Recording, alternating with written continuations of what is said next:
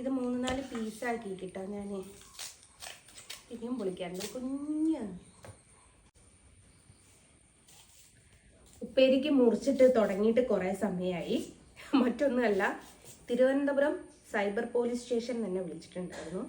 അപ്പോൾ അവരുടെ അടുത്ത് സംസാരിച്ച് കുറച്ച് ഞാനങ്ങ് മുറിച്ചിട്ട് പോയി. അതാണ് സംഭവം.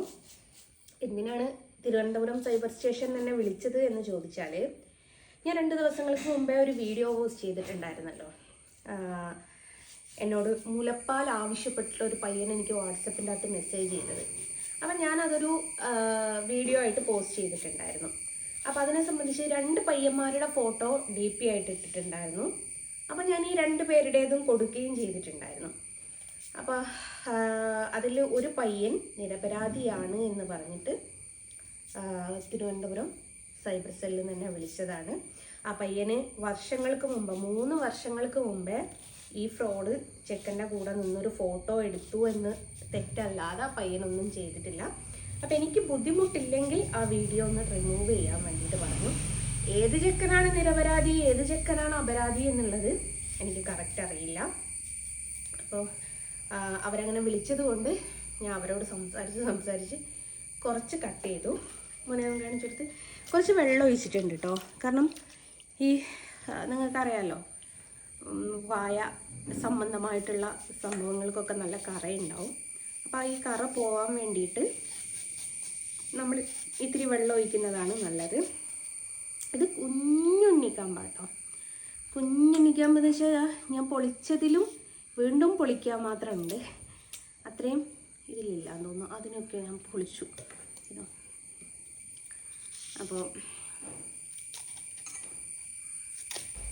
ഇത്രേ കട്ടിയുള്ളൂ കുഞ്ഞുണ്ണിക്കാമ്പ്. ഇതെൻ്റെ ഉമ്മ ഉപ്പിലിട്ട് തരാറുണ്ട് കേട്ടോ പിള്ളേർക്ക്. ഇതൊന്ന് മുറിച്ചിടട്ടെ.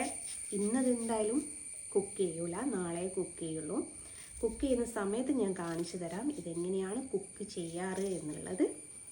അപ്പോൾ പിള്ളേർക്കൊരാഗ്രഹം ഇത് കഴിക്കണമെന്ന്. അപ്പോൾ പിന്നെ അന്ന് കുക്ക് ചെയ്ത് കൊടുക്കാമെന്നും ഞാൻ കരുതി. പണ്ടൊക്കെ എൻ്റെ അമ്മാമ്മയൊക്കെ മുറിച്ചിടുന്നത് എങ്ങനെയായിരുന്നു എന്നറിയോ?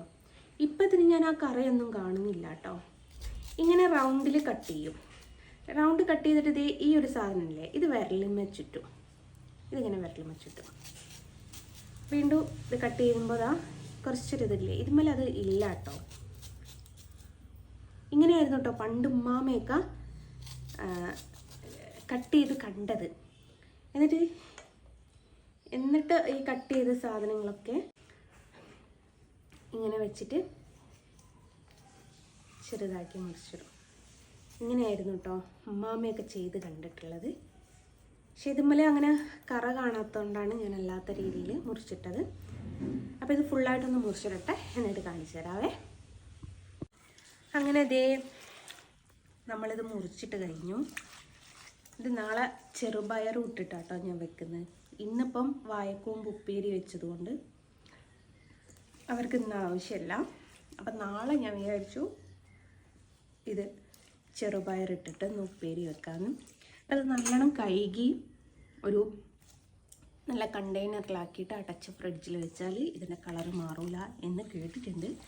മാറുമോ ഇല്ലയെന്നൊക്കെ നാളെ ദൈവം തമ്പുരാനെ അറിയുള്ളൂ. മാറുകയാണെങ്കിലൊരു ബ്രൗൺ കളർ ആയിട്ട് വരും. എന്താണെന്നറിയില്ല. ഞാൻ കഴുകി ഒരു കണ്ടെയ്നറിലിട്ട് വെക്കട്ടെ കേട്ടോ. ചേട്ടാ.